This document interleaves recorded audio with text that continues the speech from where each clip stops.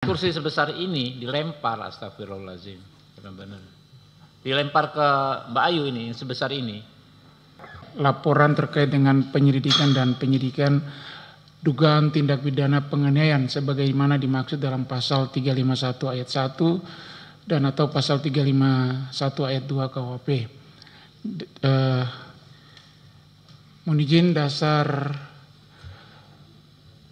penyelidikan kami dan mulai dari Undang-Undang Nomor 8 Tahun tentang Hukum Acara Pidana, Undang-Undang Nomor 2 Tahun 2002 tentang Kepolisian Negara Republik Indonesia, Perkap Nomor 6 Tahun 2019 tentang Penyidikan Tindak Pidana, Perkabareskrim Nomor 1 Tahun 2002 tentang Standar Operasional Prosedur Pelaksanaan Penyidikan Tindak Pidana.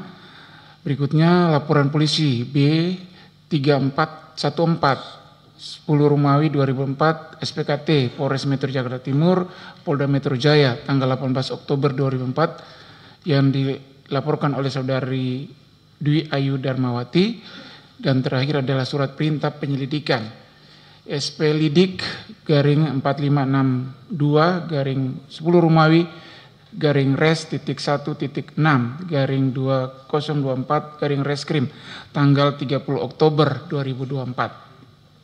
Kami jelaskan terkait dengan timeline penyelidikan. Jadi mulai pembuatan laporan polisi terjadi pada tanggal 18 Oktober 2024 sekitar pukul 02.30 waktu Indonesia Barat. Selanjutnya pada tanggal 18 Oktober itu juga setelah kita menerima laporan polisi, selanjutnya penyidik Polres Metro Jakarta Timur mengantarkan saudara pelapor atau korban ke Rumah Sakit Polri untuk divisum. Selanjutnya pada tanggal 30 Oktober 2024 penyidik mengirimkan SP2HP pertama dan sekaligus mengirimkan surat undangan klarifikasi ke saudari Dwi Ayu Darmawati. Selanjutnya pada tanggal 1 November 2024 kami melakukan pemeriksaan klarifikasi terhadap saudari pelapor. Dan tanggal 5 November kami mengirimkan SP2HP kedua dan sekaligus undangan klarifikasi ke saudari Linda Pancawati. Linda Pancawati pada tanggal 5 November 2024. Kami jelaskan di sini kami mengirim surat panggilan kepada Ibu Linda karena sesuai dengan berita acara klarifikasi dari saudara pelapor, dia menyebutkan ada dua saksi yang melihat pada saat itu, yaitu Ibu Linda Pancawati dan salah satu rekan kerjanya bernama Cika. Berikutnya, karena kami tidak mengetahui alamat Cika, karena hanya menyampaikan dan nomor telepon dan kami sudah menghubungi Cika. Berikutnya, tanggal 21 November 2004 kami melakukan pemeriksaan klarifikasi. Kami jelaskan di sini bahwa memang ada jangka waktu dari tanggal 5 sampai tanggal 21 karena ada dari saksi yang akan kami meminta pemeriksaannya ditunda ke tanggal 21 November tersebut. Selanjutnya kami mengirimkan SP2HP ketiga dan undangan klarifikasi ke saudara Zor Sugama Halim, saudara terlapor, pada tanggal 29 November 2004. Jeda waktu itu kami telah berkomunikasi dengan saksi yang disampaikan, salah satu saksi teman kerja saudara Dwi Ayu Darmawati bernama Cika ini, tapi selalu mengulur waktu dan sampai saat ini pun yang bersangkutan pada akhirnya menyampaikan kepada kami dia tidak akan menjadi saksi terhadap kasus ini. Berikutnya kami melakukan pemeriksaan klarifikasi kepada saudara terlapor Zor Sugama Halim pada tanggal 13 Desember 2024 dan melakukan gelar perkara pada tanggal 13 Desember 2024 untuk meningkatkan ke tahap penyidikan. Gelar perkara ini untuk menentukan ada atau tidaknya pidana yang dilaporkan. Kami jelaskan juga ini bahwa yang dilaporkan pada kami pada saat itu adalah pidana umum biasa, tidak ada kasus tertangkap tangan ataupun kasus viral. Dan pada saat pemeriksaan klarifikasi pertama tidak ada data-data yang disampaikan tadi oleh Ayu disampaikan kepada penyidik terkait dengan yang beredar di media sosial.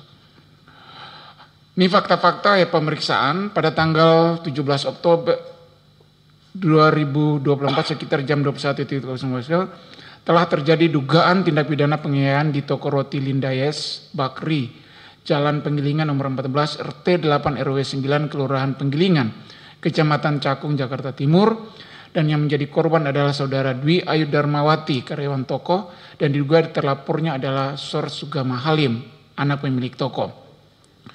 Terlapor meminta tolong kepada korban untuk mengantarkan makanan yang dipesan melalui online ke kamar pribadi terlapor di lantai 2. Namun korban menolak karena bukan pekerjaannya dan terjadilah cekcok mulut antara korban dengan terlapor, dan yang membuat terlapor emosi adalah kata-kata yang dikeluarkan juga oleh korban atau terlapor, sehingga yang bersangkutan naik pitam dan emosi dan terjadilah penganiayaan berupa pelemparan yang dilakukan dengan kursi besi, loyang kue ke arah korban dan mengenai ke tubuhnya dan menimbulkan luka sobek di kepala. Yang mengakibatkan luka sobek ini adalah alat barang buktinya itu loyang kue dan memar paha kiri dan kanan serta luka memar di tangan sebelah kiri.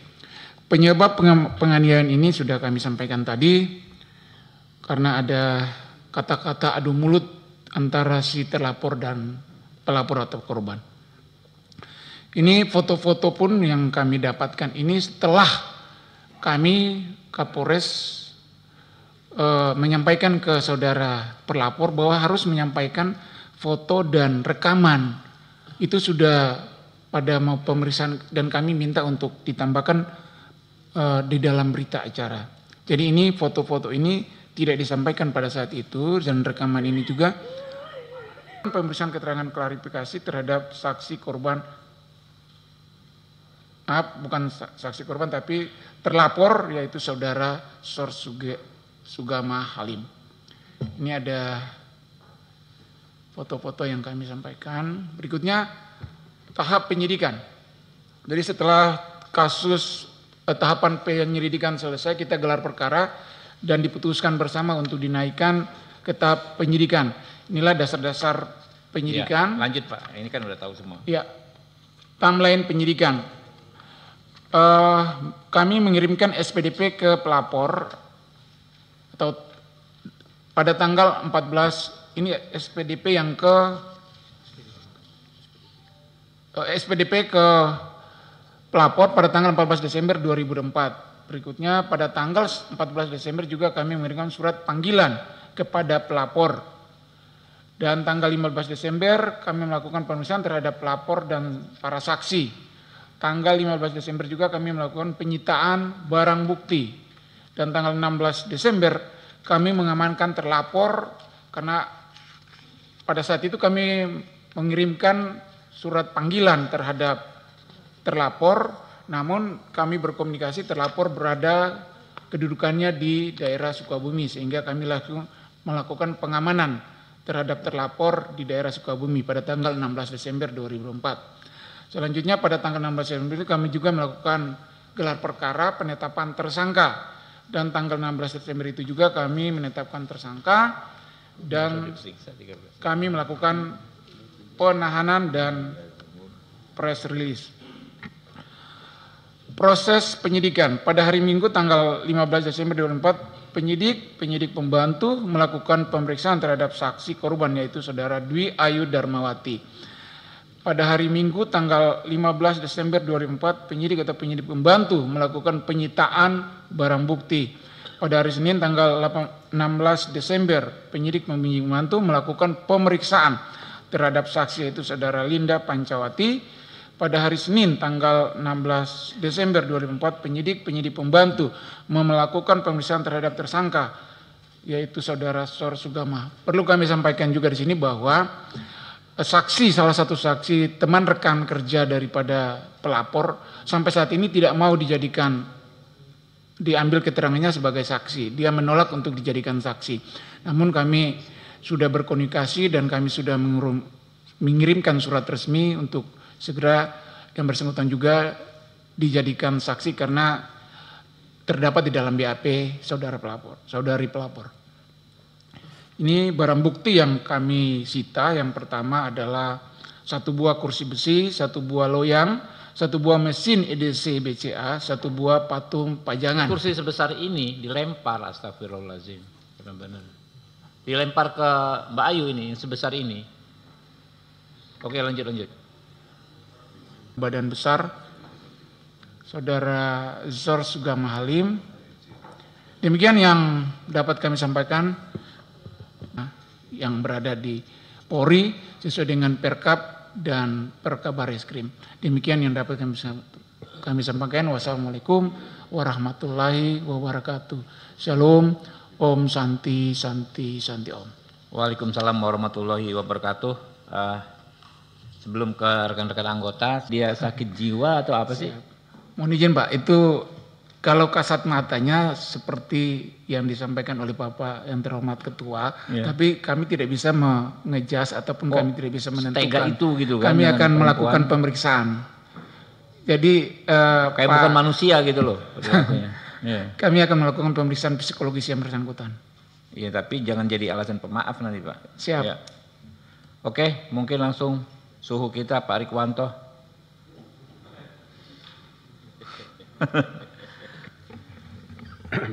Hampir 1 bulan juga, itu pun setelah viral.